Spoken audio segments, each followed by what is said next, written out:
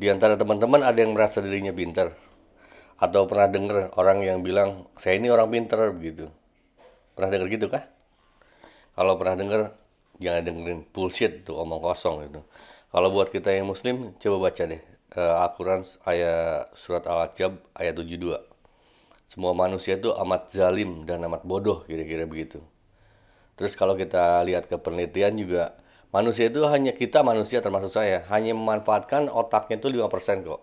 Yang paling besar memanfaatkan otaknya itu dolphin, lumba-lumba. Terus kalau kita dengar orang yang katanya paling cerdas di dunia, katanya waktu zamannya Albert Einstein, Albert Einstein aja bilang gini, semua yang ada di muka bumi ini terbatas. Yang tidak terbatas adalah kebodohan manusia. Jadi dasar apa lagi yang bisa meyakinkan bahwa kita manusia itu pinter? Kita manusia itu bodoh. Karena kita bodoh, maka kita harus belajar gitu kan. Dan belajar adalah kewajiban dari buayan ibu sampai ke liang lahat gitu. Jadi kalau orang yang nggak mau belajar, walaupun menurut Henry Ford tidak ada cara yang tidak dilakukan manusia untuk menghindari kerja keras berpikir. Jadi kita paling malas untuk berpikir. Saya juga malas banget kalau mikir kalau tidur. Kalau capek pengen tidur. Ya kita harus kewajiban belajar itu kewajiban untuk menutupi kebodohan kita gitu. Terus perkenan saya ingin sharingkan bagaimana cara kita untuk belajar yang benar gitu ya. Karena saya di apa waktu dulu sering diceramahin dan menurut saya ceramah-ceramah ini bermanfaat dan siapa tahu berguna untuk teman-teman. Cara untuk belajar ada 3 prinsip teman-teman.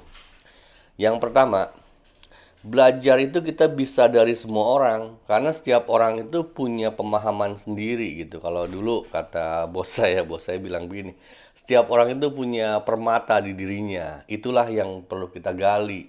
Kita jangan ngelihat dari siapa-siapa. Mungkin dari tukang parkir, dari presiden, dari menteri. Kita bisa belajar dari mereka. Belajar itu kepada semua orang. Bahkan bukan hanya ke belajar. Kalau dulu Bruce Lee belajarnya ke binatang, ke King Kong gitu kan, ke jurus monyet gitu kan, belajar ke siapa aja, belalang, wah jurus semar, mendem, wah gitu. Jadi belajar itu ke siapa aja. Itu yang pertama. Yang kedua, pilah, pilah. Jadi udah belajar ke semua orang, tapi jangan dipercaya belajar itu. Kita harus bisa memilah. Kita harus bisa memilah dan memilih. Kalau kata orang Prancis, perapatan Ciamis, ya kita walaupun keluarnya dari bujur hayam, kalau itu enog, telur, ambil. Gitu. Walaupun keluarnya dari pantat ayam, ambil. Tapi walaupun dia keluarnya dari bujur sinden, pantat sinden yang cantik, jelita, kalau keluarnya yang begituan, ya jangan diambil, buang gitu. Kita harus bisa memilah gitu. Kita kayak belajar drone aja, saya udah ini kan, udah sering sharing kan karena saya hobi drone. Belajar yang kebanyakan kan yang belajar itu kalau di kita saya perhatikan kebanyakan nggak yang jadi pilot itu jarang. Mayoritas itu jadi mekanik, mayoritas itu jadi mekanik, kemudian jadi pedagang gitu. Kemudian coba kita lihat dah teman-teman. Kalau kita belajar ke pedagang, kemungkinan teman-teman jadi apa? Kemungkinan teman-teman jadi pembeli, jadi konsumen gitu. Kalau teman-teman belajar ke yang suka ngatur lalu lintas, ngatur lalu lintas udara kayak begitu, kemungkinan teman-teman jadi apa? Atau orang yang suka mendoktrin, orang yang suka ngatur-ngatur, orang yang menjajah, kemungkinan jadi apa? Kemungkinan jadi pengikut. Kalau kita belajar kepada pecundang kayak saya kan pecundang nih. Kalahan dulu, main tenis kalah dulu, main drone anu mulu, crash mulu gitu. Kemungkinan jadi apa? Kemungkinan teman-teman apatis udah pusing main drone capek gitu kan. Kalau belajarnya yang benar itu belajar ke siapa? Belajarnya harus kepada para juara gitu. Kalau di drone ya kita belajar misalnya salah satu pilot drone terbaik saat ini, tercepat, the fastest drone pilot in the world misalnya MCK EPP, Min Chan Kim EPP. Ya kita belajar ke dia. Jadi kalau kita pengen jadi juara, belajar yang benernya ya belajar ke juara. Sebenarnya belajar bisa ke siapa aja merujuk ke yang satu ya. Kita dari pedagang juga bisa bisa belajar. Tapi jangan keterusan, jangan lama-lama. Belajar sebentar aja gitu. Oh, yang kira-kira ada manfaatnya buat kita gitu, baru. Kayak di tenis misalnya. Kayak Rafael Nadal, Roger Federer gitu kan, Novak Djokovic. Emang dia belajar ke pedagang. Pedagang yang ngikutin apa kata dia gitu. Apa kata para juara. Misalnya Rafael Nadal. Nadal senangnya modelnya gini, beratnya 300 gram gitu misalnya. Misal 320 gram misalnya. Terus stringnya ininya kerapatannya sekian, ketegangannya misalnya 55 gitu. Pedagang yang ngikutin kemauan ini para juara. Federer dari dulu pakai apa? Wilson First Stop. Federer nggak ngikut-ngikutin kata pedagang, wah sekarang tuh pakai ini, pakai model gini. Enggak. Justru pedagang yang ngikutin apa kemauan Roger Federer. Kesesuaiannya kayak apa. Karena setiap diri kita itu cocoknya beda gitu. Itu yang kedua ya. Jadi kita belajar, yang pertama belajar ke siapa aja. Yang kedua pilah. Kita harus bisa memilah. Kita belajarnya dari siapa. Kita pengen jadi pembeli. Pengen jadi pembeli ya belajar pedagang aja kita. Kalau pengen jadi juara ya belajarnya ke juara lagi gitu. Nah kemudian yang ketiga ya. Temukan jati dirimu.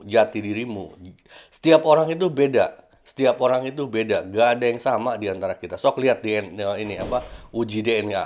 Setiap manusia itu nggak ada yang sama gitu. Tuh di belakang berisik kan? Nggak apa-apa. Kita lanjutin aja. Nomor 3 apa?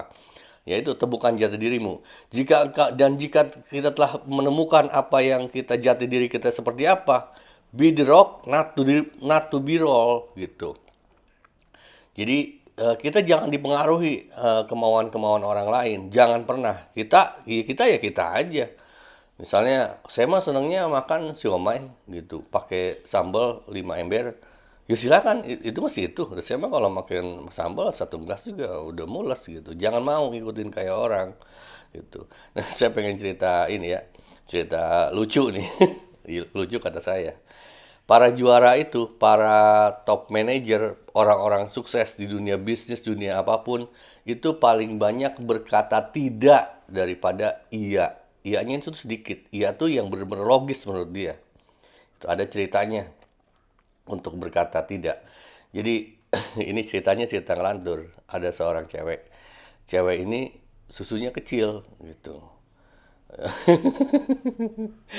Kalau dulu ada istilah kutilang darat, kurus tinggi langsing dada rata gitu misalnya dari kecil. Dia pengen bagaimana susunya jadi gede gitu.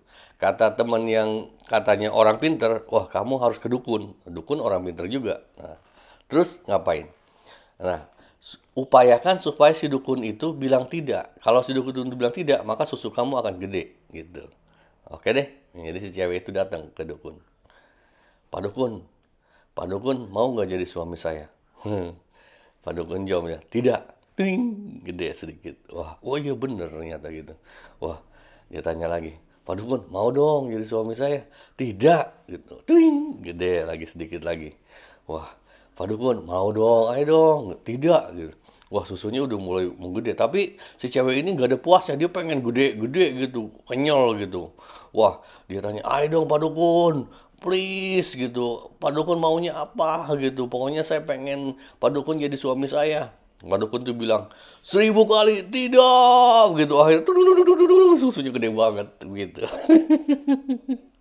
Jadi sorry itu joke ya. Jadi belajar belajar itu intinya ada 3. Pertama, belajar dari semua orang karena setiap orang itu punya mutiara sendiri itu, punya permata sendiri. Yang kedua, kita harus memilah, jangan percaya ke orang ya.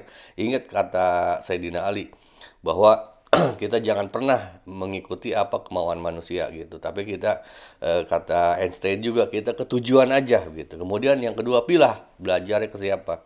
Kemudian yang ketiga, jadilah dirimu sendiri ketika engkau telah menemukannya. Gitu. Teman-teman, jangan sampai belajar ke guru yang salah atau menentukan pembelajaran yang keliru karena kalau kita belajar ke orang yang keliru ya bisa jadi mahal pembelajarannya. Oh ya, tentang mahal harganya.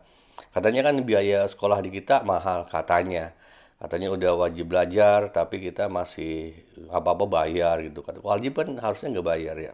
Tapi ini apa namanya? Tetap aja kita harus belajar bayar ini bayar itu gitu. Nah, sebagai untuk mengobati kekesalan dalam tanda kutip teman-teman gitu, Saya pengen cerita bahwa biaya memang sih biaya biaya kuliah kita mahal, biaya sekolah kita mahal. Tapi ada yang jauh lebih mahal. Biaya hidup, biaya pembelajaran hidup, pelajaran kehidupan nyata itu jauh lebih mahal. Saya contohkan, saya pengalaman saya sendiri ya. Saya waktu kuliah dulu S2, waktu S2 itu saya ingat angkanya, nilainya. Tahun 2002-an, tahun 2003 lah. 2003 biaya kuliah S2 saya itu 37 juta. Itu yang dibayarkan ke kampus. 37 juta loh ya. Itu belajar di kampus, belajar di sekolah gitu. Kemudian saya balik ke kehidupan nyata, saya kerja, beraktivitas, bersosial gitu.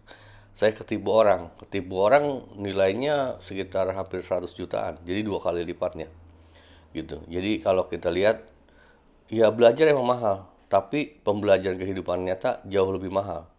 Nah, karena mahal itu, maka kemudian kadang suka orang mikir, oh, nggak usah belajar lah, nggak usah sekolah. Jangan. Belajar itu adalah kewajiban. Rujuk yang pertama bahwa setiap manusia itu bodoh gitu. Kita harus menutup kebodohan kita dengan terus belajar gitu. Dan satu lagi kalau saya sih ingat kata Roger Federer ya. Kata Roger Federer begini. Dia siapapun ya yang ngomong yang penting maknanya ada gitu. Kata Roger Federer, saya menghormati semua orang, tapi saya tidak takut kepada siapapun. Saya tidak takut kepada siapapun, tapi saya menghormati semua orang gitu kebalikannya. Nah, kita belajar pun sama. Kita belajar kepada semua orang, tapi jangan percaya kepada siapapun. Kita pilih aja yang ada manfaatnya buat kita gitu. Kalau buat saya secara pribadi, pembelajaran itu kan harus tulus ya. Pembelajaran itu adalah hak kita, hak masyarakat. Makanya saya kalau menyampaikan sesuatu saya upayakan saya nggak ini bukan dalam niatan untuk mendapatkan uang gitu. Dan saya sih secara pribadi melihat kalau orang udah niatnya mengajarin orang untuk dapat duit, wah itu nggak ikhlas. Nah saya nggak mau deket-deket sama orang nggak ikhlas karena bisa nular. Keikhlasan itu bisa nular loh. Kalau kita deket orang yang pengennya pamrih, pengennya di ini di apa di ada pengembalian, maka lama-lama kita begitu. Kalau kita pengen ikhlas, kita harus deket sama orang-orang yang ikhlas. Orang yang ikhlas bisa kelihatan dari ini, dari caranya. Dia tidak ini, nggak ngambil apapun dari orang yang di ininya, yang didukungnya untuk sukses gitu, kira-kira begitu. Makanya kelihatan lah sama teman-teman. Kalau orang katanya, saya mau buat ibadah, pengen dibayar. Ah, bukan ikhlas, nggak ikhlas itu menurut saya. Nah, demikian yang saya sampaikan. Segala sesuatu yang benar itu hanya dari yang kuasa. Kesalahan dari saya sendiri. Saya pengennya teman-teman mendapatkan manfaat dan bisa terus belajar begitu. Silakan koreksi apabila ada kesalahan. Terima kasih. Jaga kesehatan. Awesome.